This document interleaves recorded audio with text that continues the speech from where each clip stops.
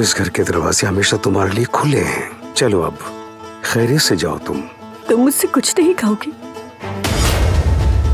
वो दोनों कहाँ जा रहे हैं? रेस्टोरेंट को बंद कर दिया है, मैं अंदर जा रहा हूँ।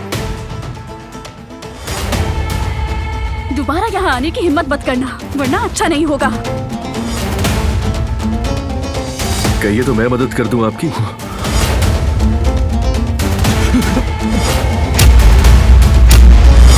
जब तक हर चीज मुकम्मल तौर पर तैयार ना हो, शिपमेंट शुरू नहीं होगी। मीटिंग खत्म हुई।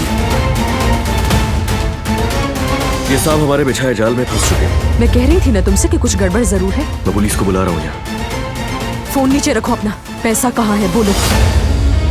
वो कहानियाँ अधूरी जो न हो सके कि पूरी, उन्हें मैं भी क्यों सुनाऊं, उन्हें तुम भी क्यों